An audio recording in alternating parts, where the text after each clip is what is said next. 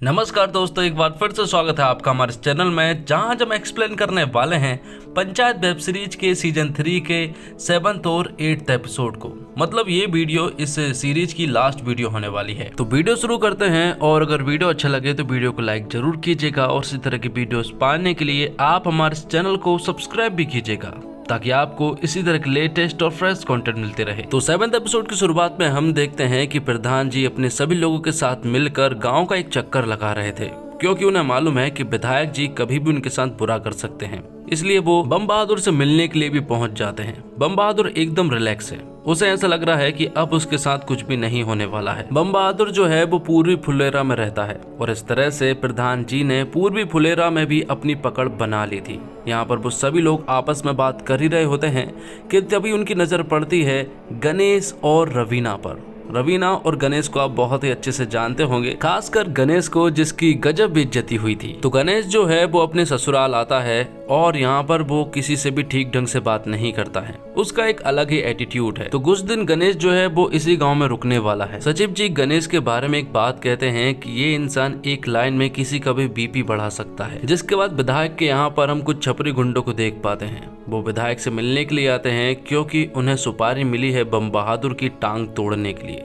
यहाँ पर विधायक जी उससे कहते हैं कि आखिर तुम टांग किस तरह से तोड़ोगे। तो वो बताते हैं, और उन्हें ये भी बताते हैं कि प्रधान जी से तो उनकी पर्सनल दुश्मनी भी है, तो वो ये काम तो जरूर करेंगे। अब रिंकी अपनी बेस्ट फ्रेंड रवीना और उसके पति गणेश से मिलने के लिए आती है। गणेश पूरी तरह से खफा खफा रहता है, क्योंकि उसकी शादी ठीक ढंग से नहीं हुई थी, लेकिन फिर भी वो बगीचा घूमने के लिए जाने वाले थे। इसलिए रिंकी जो है वो सचिव जी को भी बुला लेती है। सचिव जी बिल्कुल नहीं आना चाहते हैं, क्योंकि गणेश से उनकी बिल्कुल भी नहीं पटती है। इसके बावजूद उन्हें आना पड़ता है रिंकी की वजह से। वो लोग बगीचे में घूमते हैं, जहाँ पर गणेश और सचिव जी आपस में बात करने की कोशिश तो करते हैं, लेकिन वो कर नहीं पाते हैं। जिसके बाद गणेश कहता है कि उसे पंचायत ऑफिस भी घूमना है, इसलिए वो वहां जाने लगते हैं। लेकिन रास्ते में ही गणेश का मन चेंज हो जाता है, और वो कहता है कि वो ऊपर टंकी पर चढ़ना चाहता है। लेकिन सचिव जी कहते हैं कि वहां पर जाना मना है, क्योंकि अक्सर बच्चे वहां पर जाते रहते हैं। लेकिन गणेश कहता है कि वो बच्चा नहीं है और वो वहां पर जाकर रहेगा। तब प्रहलाद चा वहां पर लगे दरवाजे को तोड़ देते हैं, और टंकी का रास्ता जो है वो क्लियर कर देते हैं। जैसे ही रास्ता क्लियर होता है तो गणेश कहता है कि अब उसका मन बदल गया है, और जिज्ञासा भी पूरी तरह से खत्म हो चुकी है, इसलिए अब वो टंकी पर नहीं जाएगा, और यहाँ से वो घर चला जाता है। ये देखकर विकास जो है वो सचिव जी से कहता है कि आपने इससे बिल्कुल सही कहा था कि ये एक नंबर का एसोल आदमी है। जिसके बाद हम बम बहादुर को एक जगह पर बीड़ी पीता हुआ देख पाते हैं। तब यहाँ पर विधायक के वही छपरी गुंडे आ जाते हैं। वो यहाँ पर बम बहादुर से बात करने लगते हैं, और कहते हैं कि वो तो उसकी टांग तोड़ने वाले हैं। जब ये बात बम बहादुर सुनता है तो वो तुरंत ही यहाँ से दौड़ना शुरू कर देता है। वो दोनों ही उसका पीछा तो करते हैं, लेकिन वो उसका पीछा नहीं कर पाते हैं, क्योंकि बम बहादुर बहुत तेज भागता है। वो सीधा पंचायत ऑफिस पहुंचता है, जहां पर कि सभी लोग मौजूद थे। वो प्रधान जी को बताता है, और वो उनका रास्ता देखने लगते हैं, लेकिन अभी तक तो कोई भी नहीं आया था। तो वो छपरी गुंडे जो है वो खाली हाथ ही विधायक के पास पहुंच जाते हैं। विधायक जी को बड़ा बुरा लगता है कि वो ये काम नहीं कर पाए हैं, इसलिए वो लोग उन्हें खरी खोटी सुनाते हैं, और उन्हें अपने घर से बाहर भगा देते हैं। अब पंचायत ऑफिस में एक मीटिंग थी। यहाँ पर भूषण भी आता है, और वो कहता है कि जिस तरह से विधायक ने हमारे ऊपर हमला किया है, हम उसके ऊपर क्या कार्रवाई करेंगे। तो यहाँ पर प्रधान जी भूषण को पंचायत ऑफिस से भगा देते हैं, क्योंकि उन्हें मालूम है कि अगर इसे कुछ भी बताया तो ये फौरन जाकर विधायक जी को सब कुछ बता देगा, इसलिए वो उसे भगा देते हैं। जिसके बाद वो प्लानिंग करने लगते हैं। सचिव जी कहते हैं कि हाल ही में खबर आई है कि विधायक जी अपना घोड़ा बेचना चाहते हैं, और अगर ऐसे में वो घोड़ा हम खरीद ले तो मजा ही आ जाएगा, क्योंकि विधायक जो है वो फुलेरा से नफरत करता है, और वो घोड़ा हम खरीद लेंगे तो उसकी बेइज्जती हो जाएगी, क्योंकि विधायक जी जो है वो अपने घोड़े को बहुत ज्यादा पसंद करते हैं, अपने बेटे की तरह मानते हैं। और दरअसल में विधायक जी अपने घोड़े को इसलिए बेचना चाहते हैं, क्योंकि विधायक के पंडित जी ने कहा है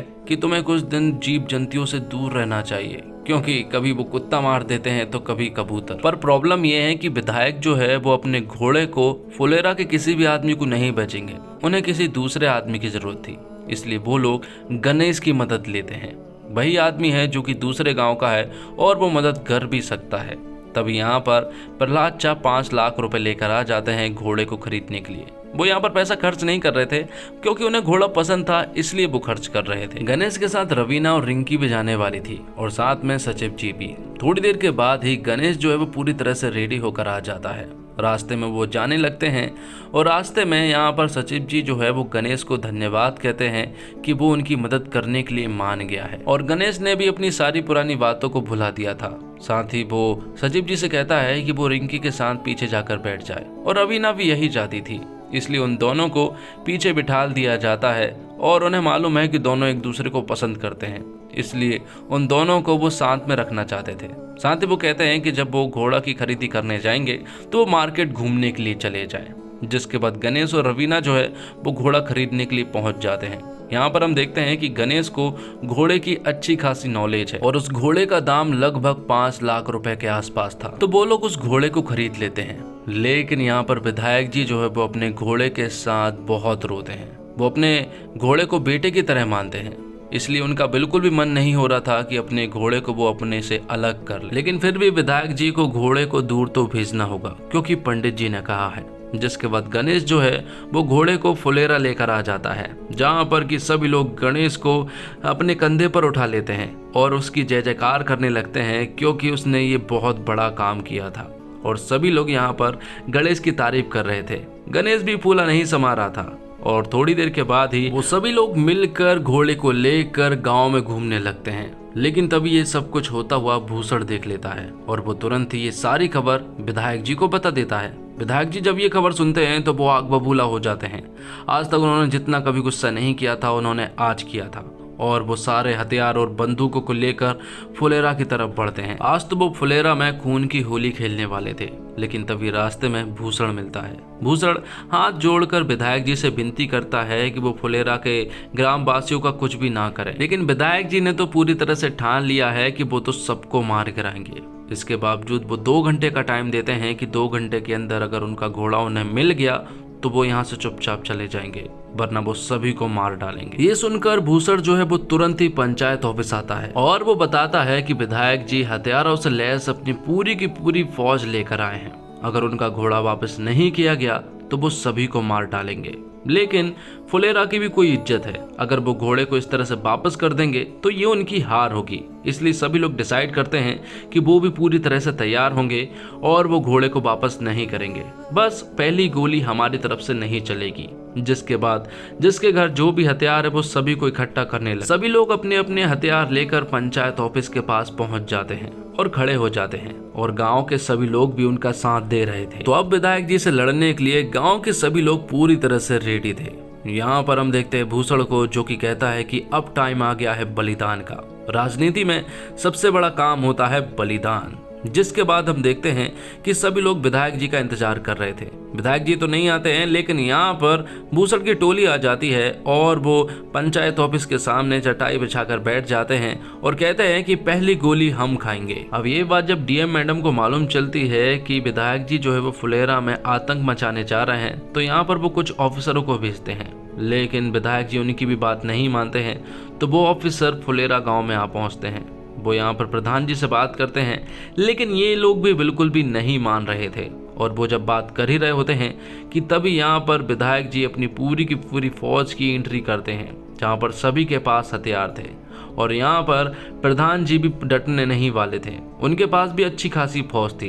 दोनों एक दूसरे के ऊपर गन तान देते हैं। हालांकि किसी ने भी गन चलाई नहीं थी, दोनों एक दूसरे को डरा रहे थे। और इसी गर्मा गर्मी के बीच विधायक जी के पास डीएम मैडम का कॉल आता है। यहाँ पर विधायक जी डीएम मैडम से बात करते हैं और वो उनकी बात करवाती है सांसद से। और जब सांसद की बात विधायक जी से होती है तो वो सरेंडर हो जाते हैं और कुछ भी नहीं करते हैं, क्योंकि उन्हें मालूम चल गया था कि अगर उन्होंने कुछ भी किया तो बहुत कुछ गलत हो सकता है। इसलिए विधायक जी अपने कदम पीछे ले लेते हैं और सारी की सारी फौज को लेकर वापस हो जाते हैं। ये देखकर हम देख पाते हैं कि फुलेरा की ये जीत थी और सभी लोग जश्न मनाने लगते हैं। और यहाँ पर शांति समझौता करने आए थे भूषण की टीम चुपचाप यहाँ से चली जाती है। अब 15 दिन के बाद के सीन को दिखाया जाता है। 15 दिन के बाद अब यहाँ पर सचिव जी का एग्जाम होने वाला था। वो अपने एग्जाम के लिए पूरी तरह से रेडी थे। वो बनारस जाने वाले थे एग्जाम देने के लिए और बीच में ही भूषण यहाँ पर बैठा हुआ था और वो उन्हें देख रहा था। तभी वो किसी के पास कॉल करता है और कुछ खबर देता है। तो अब सभी लोग सचिव जी को बस स्टैंड के पास छोड़ने के लिए आते हैं, जहाँ पर कि थोड़ी देर के बाद बस आने लगती है। सचिव जी बस में बैठने वाले थे, लेकिन उससे पहले ही बाइक पे सवार 2 लड़के आते हैं और वो उनके ऊपर फायरिंग करना शुरू कर देते हैं, जिससे कि वो चारों ही अपनी जान बचाकर यहाँ से भागने लगते हैं। वो बाइक सवार जो है वो आगे निकल जाते हैं और सभी लोग सचिव जी को बस में बिठाने लगते हैं। लेकिन तभी वो देखते हैं कि वो बाइक सवार जो है वो वापस आ रहे थे, लेकिन सचिव जी का जाना जरूरी है क्योंकि उनका एग्जाम है। वो बाइक सवार वापस आते हैं और प्रधान जी, विकास और प्रहलाद चा के ऊपर अंधाधुंध फायरिंग करना शुरू कर देते हैं। हालांकि अभी तक किसी को भी कोई भी गोली नहीं लगी थी और फिर वो अपनी बाइक को छोड़कर यहाँ से भागना शुरू करते हैं।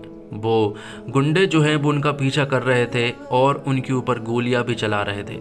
वो उनका पीछा ही नहीं छोड़ रहे थे और आखिर में वो तीनों ही इन गुंडों के हाथ पकड़े जाते हैं। और तभी विकास के पास सचिव जी का कॉल आता है, लेकिन विकास जो है वो सचिव जी को कुछ भी नहीं बताता है कि अगर कुछ भी बताया तो वो अपना एग्जाम छोड़कर वापस आ जाएंगे। तभी इन गुंडों ने प्रधान जी का नाम पूछा और आखिर में वो प्रधान जी को गोली मार देते हैं।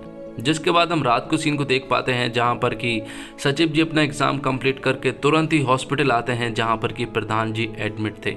वो देखते हैं कि प्रधान जी को गोली तो लगी है, लेकिन वो कंधे पर लगी है, इसलिए प्रधान जी खतरे से पूरी तरह से बाहर थे। लेकिन सचिव जी को बहुत गुस्सा आ रहा था, क्योंकि उन्हें मालूम है कि ये काम किसका है। ये काम विधायक का है और उन्हें इन्फॉर्मेशन भूषण ने दी होगी, इसलिए आग बबूला होकर वो हॉस्पिटल से बाहर निकलते हैं। बाहर निकलते से ही उनकी मुलाकात हो जाती है विधायक जी से। वो विधायक जी को चिल्लाने लगते हैं कि आखिर उन्होंने प्रधान जी के ऊपर गोली क्यों चलवाई। विधायक जी कहते हैं कि अगर उन्होंने गोली चलवाई होती तो आज प्रधान जी जिंदा नहीं होते। यहाँ पर दोनों के बीच गर्मा गर्मी हो गई थी और यहाँ पर भूषण जो है वो उल्टी सीधी बातें कह रहा था, लेकिन ये बातें सुनकर सचिव जी जो है वो भूषण को एक तमाचा दे मारते हैं, क्योंकि भूषण बहुत देर से प्रधान जी के बारे में उल्टा सीधा बकवास कर रहा था।